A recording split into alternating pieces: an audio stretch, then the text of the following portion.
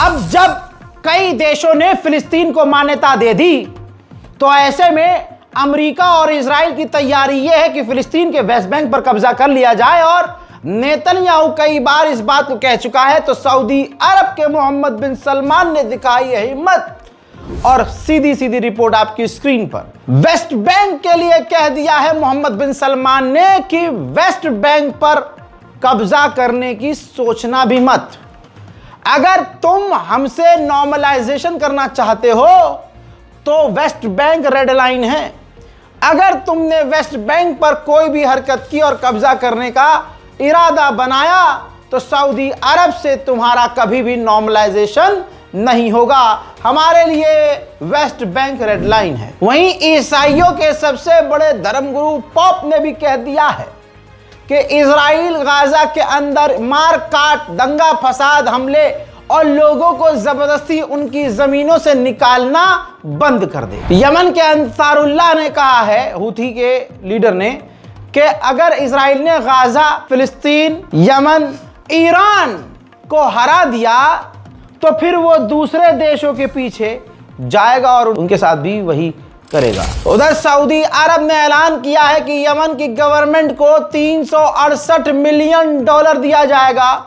खुश होने की जरूरत नहीं है, यमन की सरकार बिल्कुल अलग है और यमन में रहने वाले हुथीज अलग हैं। हुथीज की आइडियोलॉजी अलग है और जो यमन की गवर्नमेंट है, जाहिर सी बात है, वो सऊदी अरब और अमेरिकी मानसिकता पर चलती है। Prakash Raj, south Indian actor को कौन नहीं जानता भाई, बॉलीवुड में धमाल मचा रखा है इस आदमी ने। दोस्तों, चेन्नई में फिलिस्तीन के समर्थन में हिंदुस्तान में कहीं सबसे सही और जेन्युइन प्रदर्शन हुआ तो चेन्नई में हुआ, जिसमें प्रकाश राज मौजूद थे। उन्होंने कहा कि इजराइल गाजा के अंदर जो कर रहा है इसका जिम्मेदार अमेरिका भी है और भारत का प्रधानमंत्री चुप है। यह शर्म की बात है और क्योंकि भारत के प्रधानमंत्री मोदी जी खामोश हैं, इसलिए गाजा में जो कुछ हो रहा है उसके जिम्मेदार प्रधानमंत्री मोदी भी हैं। प्रकाश राज ने यह भी कह डाला कि गाजा के अंदर इजराइल जेनोसाइड कर रहा है। सुन लीजिए। மனித நேயத்துக்காக அந்த அடிப்படையில் செய்கிற எல்லாருக்கும் வணக்கம். நான் பேசுறதை விட காசால கலைஞர் பேசுறத நான் அவங்களோட பேசுவேன். அண்ணன் ஒரு கேள்வியை கேட்டார், எங்களை நிறைய பேரை கேட்பாங்க, என்னையும் வெற்றிமாறனையும் அமீரையும் அண்ணன் சத்யராஜனையும், நீங்க எல்லாம் கலைஞர்கள் எங்கடா வர்றீங்க எங்கன்னு. ஒரு அநியாயத்துக்கு எதிராக பேசுறது அரசியல் என்றால் நாங்க அரசியல் தான் பேசுவோம். ஒரு கவிதை இருக்கு, இந்த போர் இருக்கு இல்லையா, போर முடிஞ்சிடும்।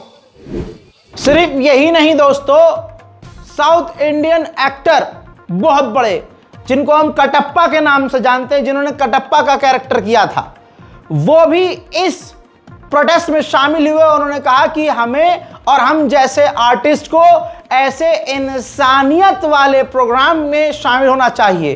जो इंसानियत के लिए आवाज ऐसे प्रदर्शन उठा रहे हैं, हमें उनमें शामिल होना चाहिए। गाजा में जो कुछ हो रहा है सरासर गलत है। இந்த மாதிரி மனித நேயத்திற்காகவும் மனித விடுதலைக்காகவும் பயன்படாவிட்டால் நாங்கள் பிரபலமான நடிகர்களாகிறது ஒரு மயிருக்கு பிரயோஜனம். காசாவில் நடந்து கொண்டிருக்கும் படுகொலை என்பது பார்க்கவே சகிக்க முடியலைங்க.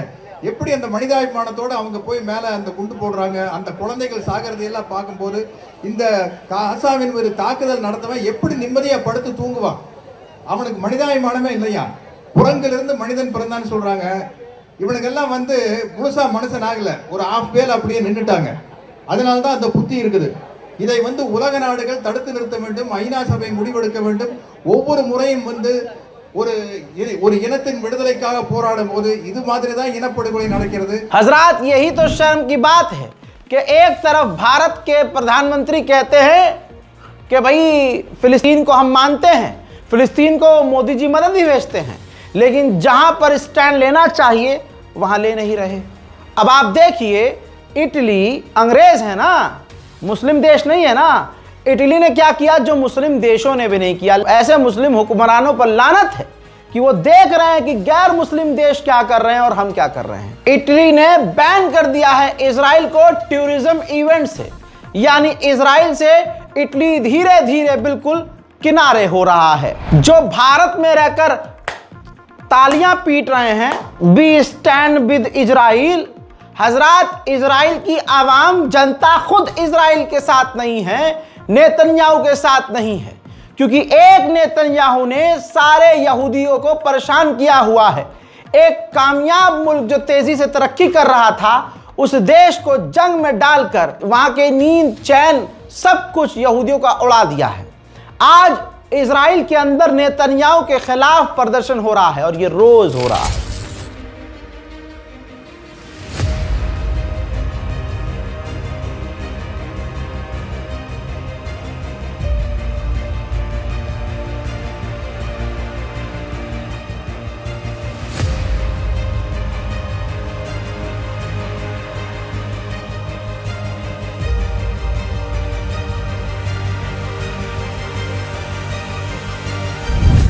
तुर्की के राष्ट्रपति रजब तैयब एर्दोगान ने बिल्कुल सटीक बात कही कि ये जो मान्यता देने की बातें हो रही हैं और जो दिया जा रहा है, इनका क्या फायदा जब आप टू स्टेट सॉल्यूशन नहीं बोल रहे हो, टू स्टेट सॉल्यूशन नहीं कर रहे हो, गाजा फिलिस्तीन में जंग बंद नहीं करवा रहे हो, इजराइल को रोक नहीं पा रहे हो।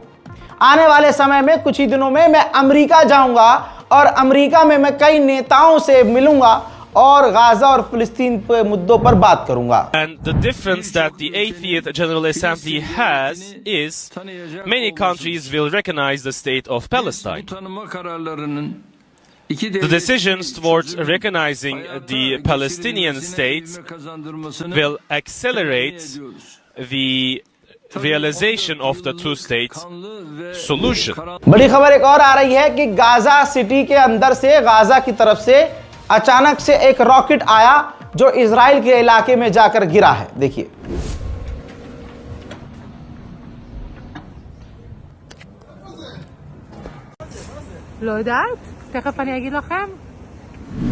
हजरात हजरात हजरात, अगर किसी के अंदर कीड़ा हो कि हम इजराइल के साथ हैं, भारत के बहुत सारे एक समाज है, उस समाज के खास पार्टी से जुड़े हुए जो मुसलमानों से नफरत करते हैं, उनके अंदर का जो कीड़ा है वो मचलता है कि हम इजराइल जाएंगे, काश हमें इजराइल बुला ले और हम इजराइल को सपोर्ट करें। सोशल मीडिया पर खुल्लम खुल्ला वो इजराइल के साथ नजर आते हैं। ऐसे ही एक चीन की लड़की में चुल थी इजराइल का सपोर्ट करने की। भाई वो इजराइल आई इजराइल को सपोर्ट करने के लिए, और हुआ क्या कि जब वो इजराइल का झंडा लेकर कह रही थी वी मस्ट लव इजराइल, हमें इजराइल से प्यार करना चाहिए, मैं इजराइल के साथ हूं, तो इजरायली बच्चों नहीं, यहूदी बच्चों नहीं, उसके मुंह पर थूक दिया। हां, थूक दिया।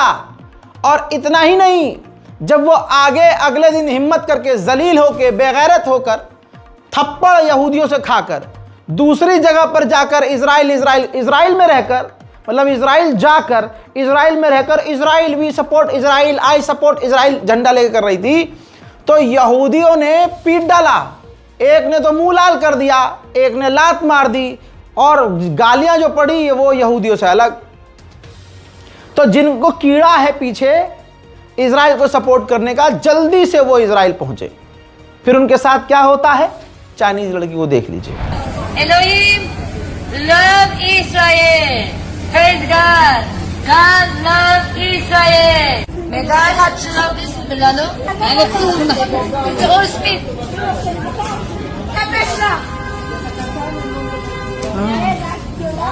Smell. By the name of Yeshua, right? Whoa, whoa. He slapped my face. Wow. He slapped my face. Jewish people. Jewish people, you really breaking my heart. हजरात मोहतरम, समझ में आ गई ना बात? तो रिपोर्ट शेयर कर दीजिएगा। उधर इजराइल गाजा पर पूरी ताकत से हमलावर है।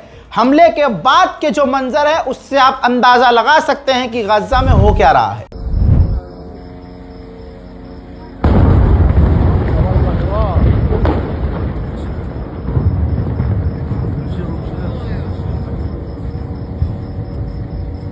قريب جدا هم على الشاطئ.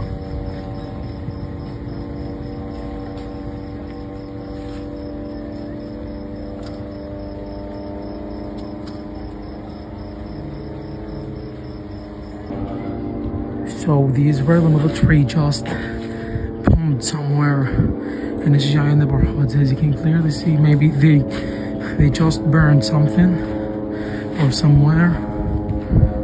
As you can clearly see how the smoke is heavy.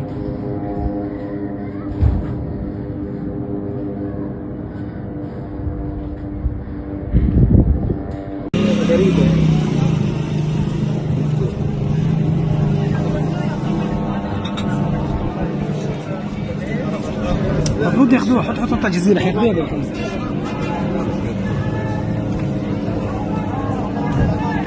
Gaza अब मेन जो गाजा का सेंटर इलाका है लगभग अब वो खाली किया जा रहा है, क्योंकि अब ये क्लियर नजर आ रहा है कि कोई भी गाजा के साथ खड़ा नहीं होगा। तो मंजर अब ये है, ज्यादातर तस्वीरें अब यही आ रही हैं कि अब गाजा को फिलिस्तीन के लोग, गज्जा के लोग छोड़ रहे हैं। लगातार ट्रकों, बसों पर चढ़कर या फिर टांगों पर सवार होकर गाजा से निकल रहे हैं। जिगर को छलनी करने वाली ये तस्वीर अब रोज आ रही है। इजराइल के सैनिक जो गाजा में हैं वो पता है क्या कर रहे हैं? जरा इस तस्वीर को देखिए जो उन्होंने इंस्टाग्राम पर शेयर की है। गाजा के एक इलाके की, एक खाली इलाके की तस्वीर क्लिक करके पोस्ट की है और उस पर लिखा है कि अगर किसी को यहां पर विला बनाना है तो वो मुझसे कांटेक्ट करे, मैं उसकी मदद करूंगा। तो आप समझ सकते हैं कि इजराइल के सैनिक तक गज्जा में क्या कर रहे हैं। इजरायली लोगों का जब आप मानसिकता समझेंगे ना तो आपको एक मिनट के लिए शैतान भी शरीफ लगेगा। एक इजरायली सैनिक जो गज्जा में नरसंहार कर रहा था, धमाका होता है और उसकी एक टांग गायब हो जाती है। इजराइल ले जाया जाता है, उसका इलाज होता है और अब नकली टांग लगाई जाती है। इजरायली महिला पत्रकार ने उनसे पूछा कि अब तुम क्या चाहते हो, तुम्हारा ख्वाब क्या है? तो अभी भी वो कहता है कि मेरा ख्वाब यह है कि मैं मशीन गन पर चढ़ूं, गाजा के अंदर घुसूं और सबको मार दूं। הנה יש לי פרוטזה יפה, תראי איזה יופי, היא גמישה גם. מה החלום? לשים פה חצובה עם מג, להיכנס לעזה, להרוג את כולם. את כולם להרוג, זה החלום. בהצלחה. תודה רבה. सेंट्रल गाजा के अंदर इजराइल घुस चुका है। लीजिए मुलायजा फरमाइए, गाजा के अंदर इजराइल की फौज घुस चुकी है और जहां इजराइल की फौज घुसी है वहां पर अब फिलिस्तीन के लोग नदारद हैं, फिलिस्तीन के लोग नजर नहीं आ रहे हैं। मेरे दोस्तों, गाजा के अंदर जिस जगह पर इजराइल के सैनिक घुस गए हैं वहां पूरी ताकत से घुसे हैं। इजराइल के टैंक, आर्म व्हीकल्स, हथियारबंद गाड़ियां, हथियार सब वहां पर अब गाजा में मौजूद हैं। मुझे ऐसा लगता है इन तस्वीरों को देखकर कि इजराइल के खिलाफ ये सिर्फ ड्रामा है कि हम फिलिस्तीन को मान्यता दे रहे हैं।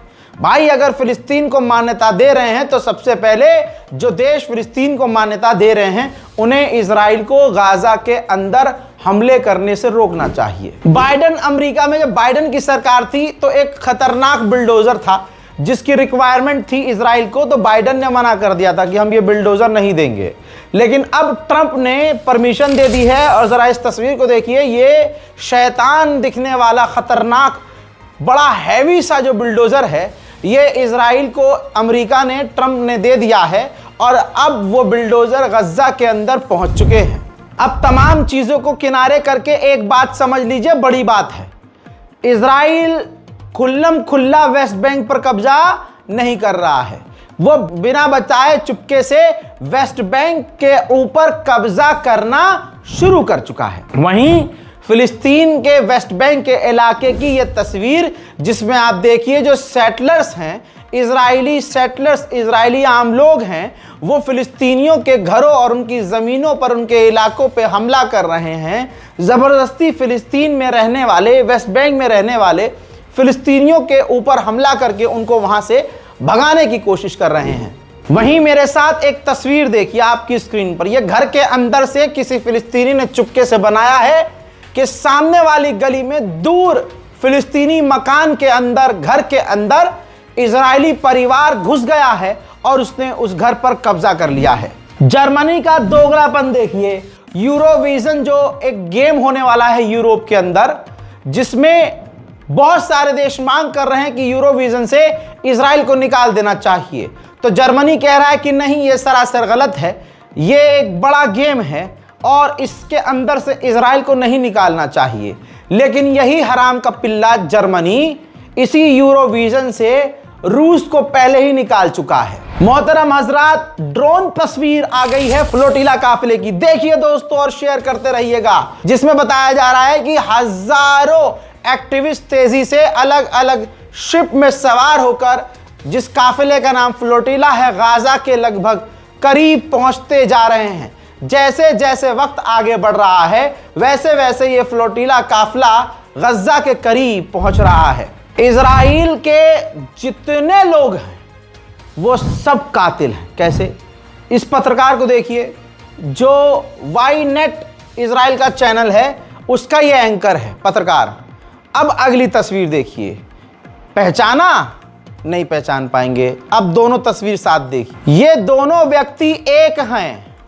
जो इजराइल का चैनल का एंकर है वो गजा गया था, इजराइल की सेना में शामिल होकर गाजा के अंदर उसने नरसंहार किया और अब वो वापस आकर पत्रकारिता कर रहा है। अमेरिका का एक कैदी जो हमास की कैद में था, जब आज़ाद हुआ तो अमेरिका में उसने जाकर स्पीच दी, मतलब एकदम जोशीली, कि अब मैं फिर से इजराइल जाऊंगा, इजराइल की सेना का वर्दी पहनूंगा और फिर गाजा जाऊंगा और फिर मैं हमास से लड़ूंगा। सुनिए। Next month, God willing, I will return to Israel. I will once again put on the IDF uniform.